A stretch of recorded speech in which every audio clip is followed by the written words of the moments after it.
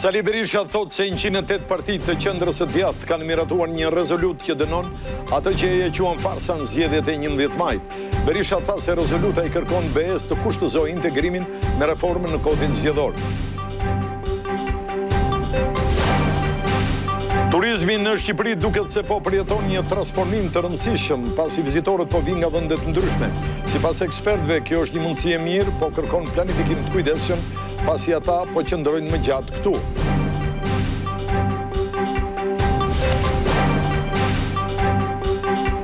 Mjekët të vërejnë një shtim të anemisë edhe në popullatën shqiptare ku afro gjysma e fëmijëve deri 6 vjeç kanë mungesë hekurin gjak. Sipas tyre fenomeni po prek edhe vajzat e reja, ndërsa keq ushqyerja dhe virozat shihen si shkaqe kryesore. Hamasi ka pranuar të lirojë 10 pengje të gjallë dhe të dorëzojë 18 trupat e viktimave izraelite në përgjigje të propozimit amerikan për armëpushim në Gaza, por grupi militant thotë se kjo duhet çojë në arritjen e një armëpushimi të përhershëm. Përfaqësues të kompanive më të njohura të filmit në Hollywood ndodhen në Shqipëri për të eksploruar destinacione të mundshme për sheshe xhirimi. Kjo shihet si një mundësi për promovimin e vendit dhe për zhvillimin e turizmit kulturor.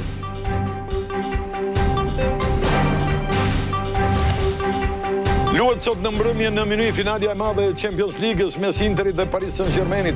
Italianët shpresojnë një finale ndryshe nga ajo 2 vite më parë, ndërsa në kampin e francezëve kërkojnë të bëjnë historinë.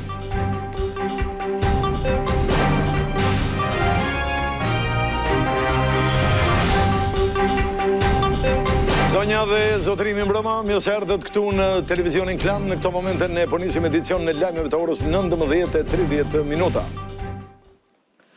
Kreu i Partisë Demokratike Sali Berisha thot se 108 partitë të Qendrës së Djathtë nga gjithë bota kanë miratuar një rezolutë e cila dënon atë që quhet farsa në zgjedhjet e 11 majit. Berisha foli edhe për rrëzimin nga ana e kastë të kërkesës së kandidatëve demokrat për rinumërim të votave preferenciale.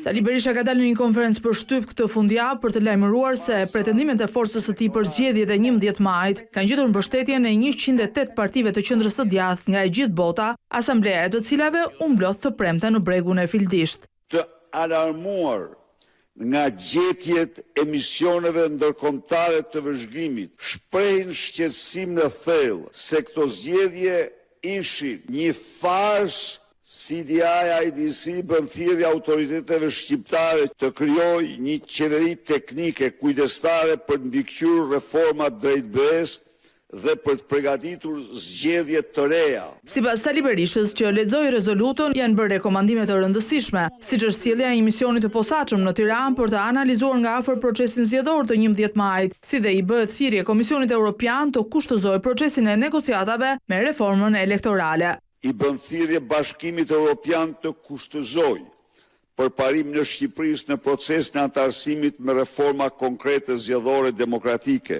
Teksti i rezolutës është hartuar nga Selia Blu dhe u mbështet nga 108 partitë që janë pjesë e kësaj organizate, por Berisha mohon se kjo thirrje bëhet me qëllimin e bllokimit të antarësimit. Përkundrazi, ne po ndihmojmë, po kontribuojmë shumë në integrimin e Shqipërisë në Bashkimin Evropian, duke evidentuar të vërtetat e hidhura dhe jo fshehur, është kontribut real në udhëtimin e Shqipërisë drejt Bashkimit Evropian. Berisha përkrahej qëndrimin e Gazmit Bardit se presidenti po ndërhyn në zgjedhje, duke mbajtur si këshilltar Ilir Rusmailin, i cili është dhe antar i Komisionit të Ankesave dhe Sanksioneve, që shqyrton ankimimet e tyre në Komisionin Qendror të Zgjedhjeve. Dhe që presidenti është shkel me 2 këmbë të ligjin, në rast se mban këshilltarin që punon dhe në kas, vetë kuptohet. Sa i takon rrëzimit të kërkesës së kandidatëve të Partisë Demokratike për rinumërim të votave nga kjo strukturë e KQZ-s, Berisha e vlerëson atë si ligjore. Rruga që ka ndjekur është një rrugë që nuk ka mbështetje ligjore. Edhe pse demokratët po vijojnë me denoncimet në SPAK, Sali Berisha i quan prokurorinë e posaçme zgjatim të partisë në pushtet. Qofse ka një organ që deli diskredituar në shkallë ekstreme pas Edi Ramës, është SKAP-i.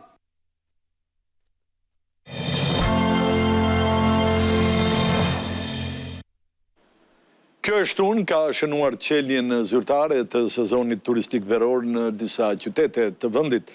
Festimet e organizuara nga pushteti vendor kanë tërhequr vizitor të shumt. Fieri, Divjaka dhe Pogradeci kanë çelur sezonin turistik veror duke ju bashkuar kështu pjesës tjetër të zonave që e presin qershorin gati. Festa e valëve ishte motoja në fier aty ku në bregdetin e Derzezës u mblodhën vizitorë të shumtë të cilët ndoqën nga afër koncertin e larmishëm artistik me këngë valle. Rëra e pastër dhe deti i cekët janë arsyet që turistët vizitojnë Derzezën. Derzeza është një nga plazhet më të preferuar të Trekimit. Ka një erar të përkryer. Më pëlqen shumë Shqipëria. Njerëzit janë shumë mikpritës dhe të ngrohtë. Mendoj që këtu do të pensionohem dhe do të jetoj deri në fund të jetës. Kryebashkiaku Armando Subashi është shpresë plot se këtë sezon veror vizitorët do të dyfishohen. Ky është një nga ato pak bregdete që kanë mbetur në Shqipëri, që është akoma i virgjër. Ne kemi filluar në bashkëpunim edhe me qeverinë, hartimin e master planit për gjithë të zonë bregdetare. Në një traditë feste është kthyer edhe hapja zyrtare e sezonit turistik në Divjak. Divjaka vizitohet gjatë gjithë vitit nga turistë të shumtë dhe përveç plazhit e rërës së pasur në jod, ofron edhe natyrën e egër të parkut kombëtar dhe ecjet përgjatë pyllit me pisha. Më pëlqen Divjaka nga gjeografia. Ka natyrë të kënaqshme, ka variante të ndryshme, po kur shikon gjithë këto shqiptarë dhe të huaj që vinë këtu, krenohemi në Divjaksit, krenohem që kemi këtë me fat madh. Filluar shumë herët, nuk ka bërë vaki që të fillonte sezoni, ose kjo dyndje turistëve që është shumë shpejt. Sipas kryetarit të bashkisë Divjak, pritet dyfishimi turistëve krahasuar me një vit më parë, ndërsa janë menduar një sër lehtësish për vizitorët. Jam munduar të ndihmoj bizneset, ka qenë sa taksa shtesë, jam munduar t'i ul ato në mënyrë që shërbimi, çmimet dhe shërbimi të jetë i ndjeshëm më i mirë.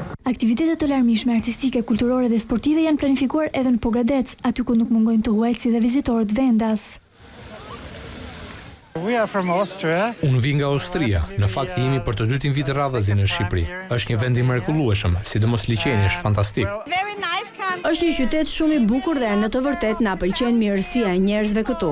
Unë jam nga Gjermania dhe jam këtu për një muaj tani për të diskutuar me një guid partnerët disa ide për bashkëpunim. Strukturat akomoduese në Pogradec dhe rrethina janë të rezervuara deri në Vjeshtë, ndërsa pritet fluks në rritje i vizitorëve të huaj. Jemi gati, kemi punuar qysh nga fillimi i vitit. Gjithë qytetarët që vinë shqiptar, po edhe të huaj, këtu do të gjenë një ambient shumë të dashur dhe do ndihen si në shtëpinë e tyre. Pjesa më e madhe e hapësirave të plazheve publike, të cilat dominojnë në raport me ato private, do të menaxhohen nga bashkia, e cila do të vendosë çadra falas për pushuesit.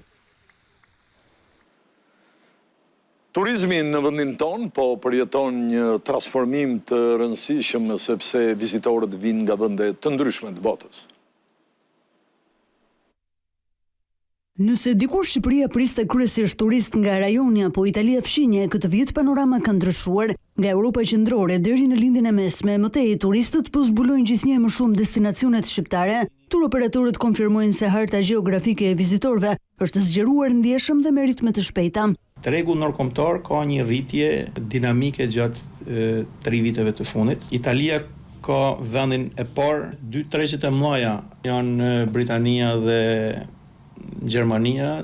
Pas këtyre vinë Franca, kemi edhe Spanjën. Përveç diversitetit të origjinës, së fundmi po ndryshon dhe kohëzgjatja e qëndrimit të tyre. Sipas operatorëve, ky është momenti për të ndërtuar një strategji afatgjatë për të rritur përfitimet. Ata që kërkojnë të zbulojnë Shqipërinë mund të kërkojnë të qëndrojnë në kryesisht nga 8 deri në 10 ditë, pa përjashtu edhe tura që mund të vazhdojnë rajonale, mund të jenë pak më të shkurtra, domethënë pra një javore edhe ato qëndrimet e atyre grupeve që vinë me turoperator. Ndërsa Shqipëria po shndrohet në një destinacion gjithnjë më të njohur në sy të turistëve nga gjithë bota, sfidë mbetet ruajtja e autenticitetit, rritja e cilësisë së shërbimeve dhe ndërtimi i një turizmi të qëndrueshëm që respekton kulturën dhe mjedisin.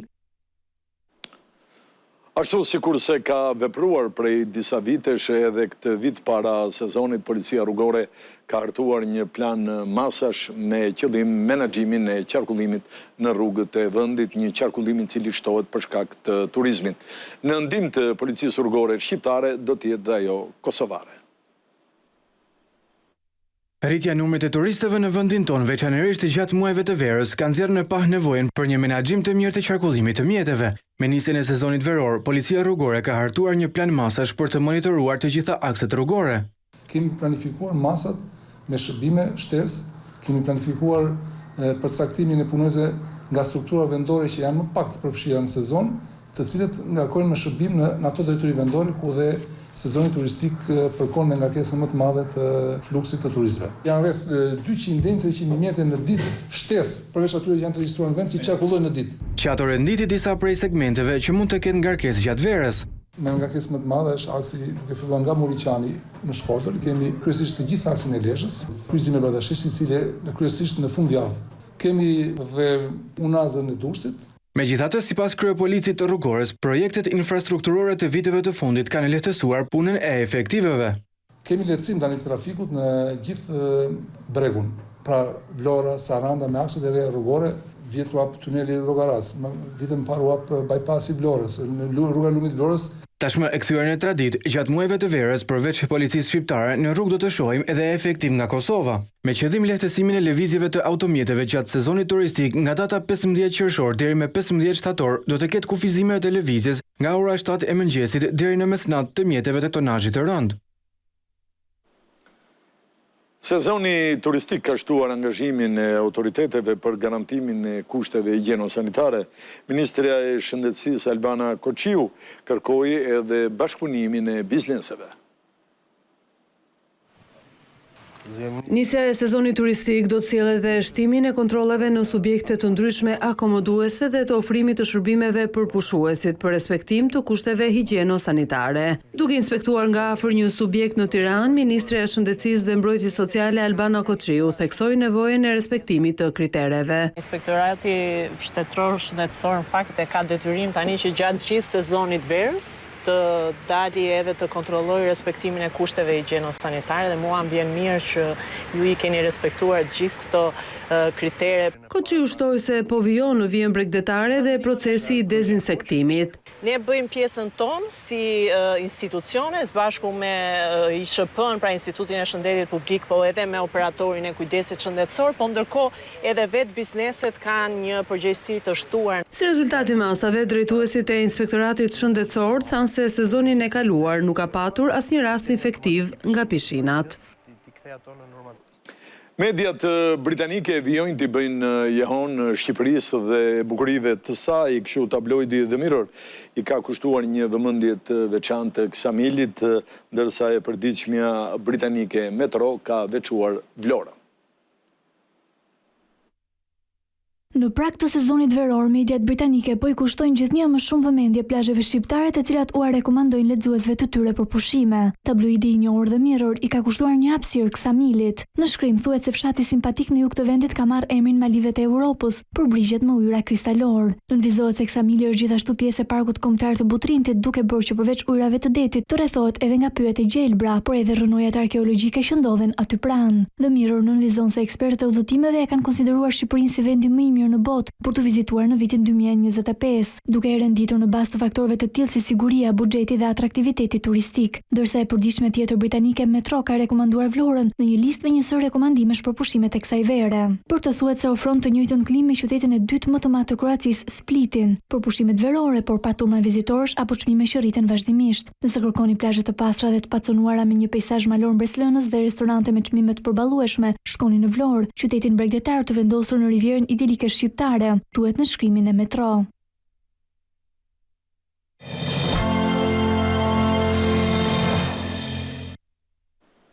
Të dhënat e fundit Instat tregojnë një rënje të numrit të lejeve të ndërtimit gjatë 3 mujorit parë të këtij viti. Ajo që bie në sy është fakti se vlera e projekteve të miratuara është rritur. Ndërtimet e reja në vend janë ngadalësuar në fillim të këtij viti me më pak leje të miratuara krahasuar me një vit më parë, por ndërsa numri i lejeve ka rënë, projektet kanë qenë më të kushtueshme. Të dhënat e Instat tregojnë se në 3 mujorin e parë të vitit 2025 janë miratuar 250 leje ndërtimi për ndërtesa të reja, duke shënuar një ulje prej 17% krahasuar me të njëjtën periudhë të vitit 2024, kur u miratuan 311 leje. Sa kaq vlera e përafërt e projekteve të miratuara arriti në 20.1 miliard lek, duke shënuar një rritje prej afro 48% krahasuar me vitin 2024. Sipërfaqja totale e ndërtimit kap shifrën e 335.000 metrave katror, me pjesën më të madhe të saj të dedikuar për banesa. Rreth 188 leje janë dhënë për ndërtesa rezidenciale, ndërsa pjesa tjetër prej 70 lejesh i përket ndërtesave jo rezidente si hotele, ambiente tregtare apo industriale. Ndonse me rënje nga një vit më parë, qarku i Tiranës mban peshën kryesore me 72 leje ndërtimi të reja dhe me një sipërfaqe prej mbi 200.000 metra shkatror. Ndërkohë, një rritje domethënëse e vlerës së projekteve është regjistruar në qarqet Durrës, Vlorë dhe Fier.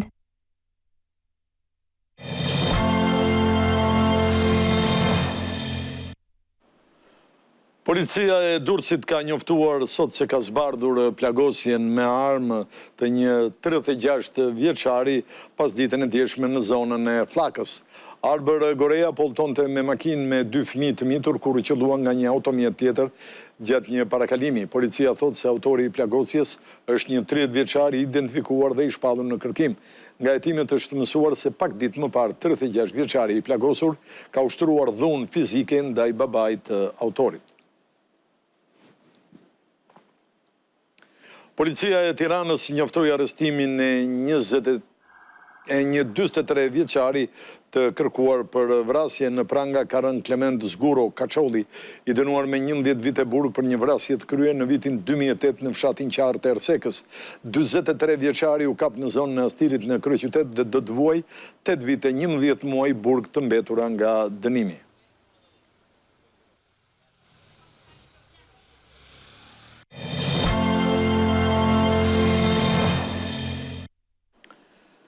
Ekspertët vërejnë një shtim të anemisë dhe në popullatën shqiptare pasi afro gjysma e fëmijëve deri në 6 vjeç kanë mungesë hekuri në gjak. Sipas tyre, fenomeni po prek edhe vajzat e reja, ndërsa kequshqyerja dhe viroza shikohen si shkaqe kryesore.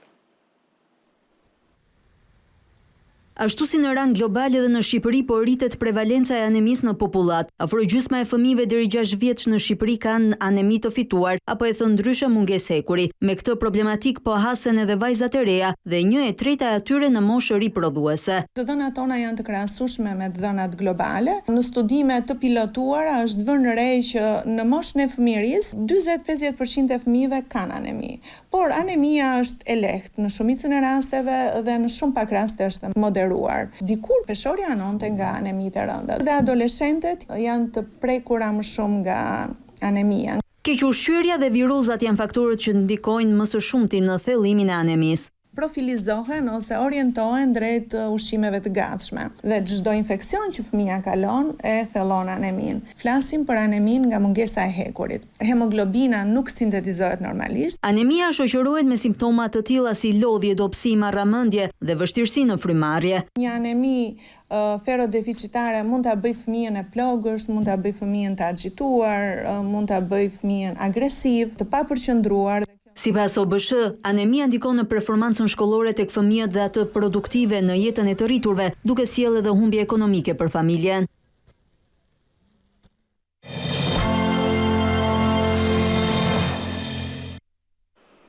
Mirë, jemi tek rajoni, me njerë do të ndalemi në Kosovë, ku vijon kriza politike sepse ka dështuar përsëri konstituimi i parlamentit.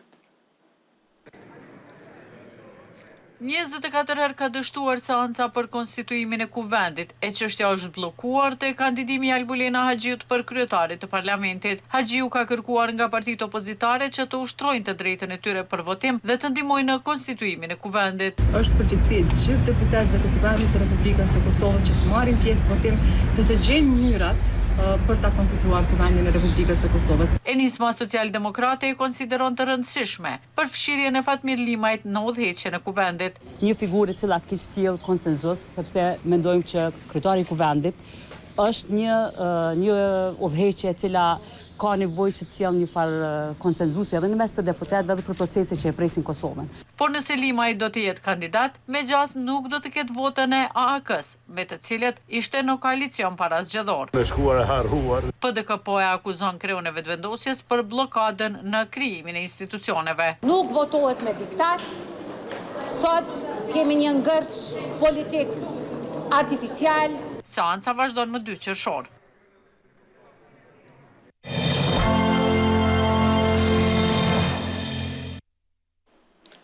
Hamasi ka pranuar që të dorëzoj 10 pengje të gjalla izraelite si dhe të kthej 18 kufoma të 18 pengjeve që kam humbur jetën. Kjo për të arritur një armëpushim në Gaza, por nga ana tjetër grupi militant kërkoi arritjen e një armëpushimi të përhershëm dhe tërheqjen e Izraelit nga Gaza.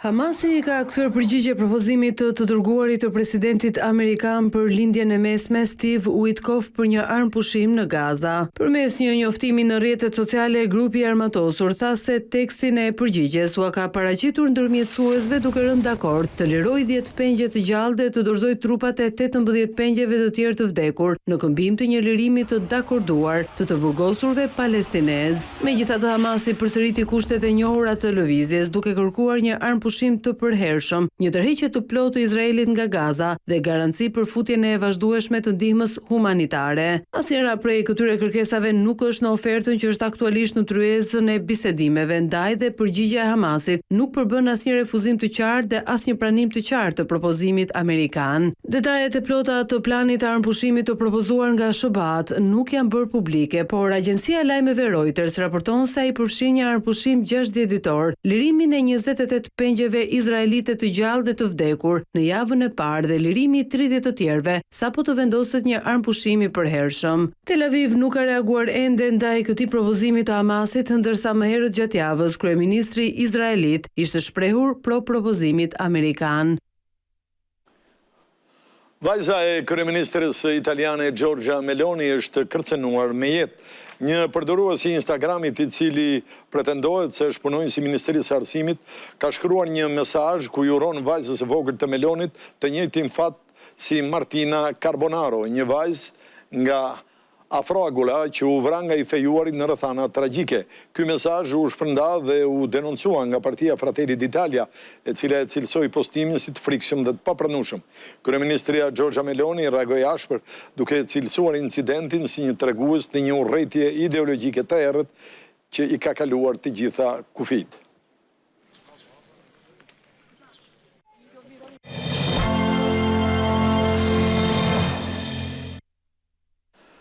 Përfaqësues të kompanive më të njohura të filmit në Hollywood ndodhen në Shqipëri për të eksploruar destinacione që më pas t'i kthejnë ato në shesh xhirimi.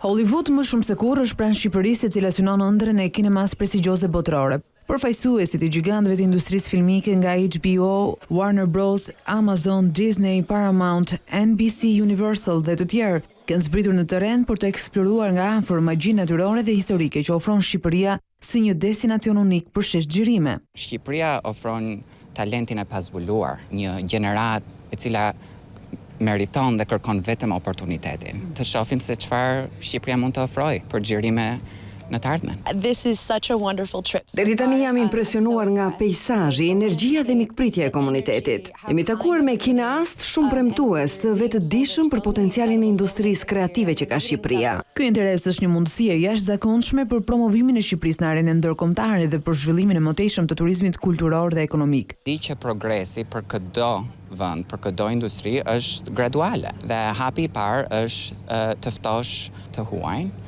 dhe ta familiarizosh me vendin tënd, ti tregosh se cili është oportuniteti lokal dhe se si mund të krijosh urën me komunitetin internacional. Pjesë e vizitës së tyre në Shqipëri ishin dhe ambientet e televizionit Klan, një nga platformat më të mëdha mediatike në vend, për të njohur me infrastrukturën televizive shqiptare, kapacitete teknike dhe potencialin për bashkëpunime të ardhshme. When they told us we were going to come here, I was really excited. Jemi të lumtur për këtë vizitë sepse gazetaria në vetvete është rrëfimi i historisë. Është ndikuese dhe ishte e nevojshme për të parë nga afër median ku prodhohet ky kontent. Transmetimin 24 orë në 7 ditë javës drejt për drejt me publikun dhe gjithë stafin e dedikuar pas kamerave. Me sy kritik, por edhe krijues, profesionistët e filmit janë zhvendosur në jug për të njohur destinacione historike natyrore që mund të shërbejnë si sfond perfekt për zhanre të ndryshme kinematografike dhe bashkëprodhime ndërkombëtare. Me qëllim ruajtjen e traditës në Gjirokastër u zhvillua takimi i polifonisë. Takimi polifonisë bëri bashkë edhe këtë vit fëmijë të shumtë në Gjirokastër.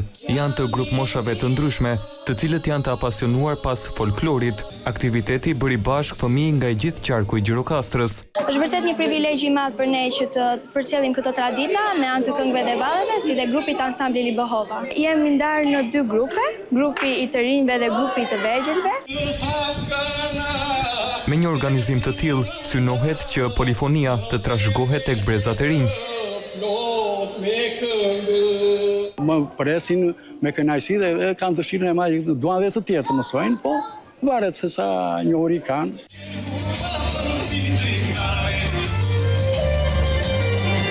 Ky është edicioni 9 i aktivitetit që u zhvillua në qytetin e Gurt. Këtu përfunduam këtë edicion lajmesh, zonja dhe zotërinj ju faleminderit për vëmendjen. Mirupafshim.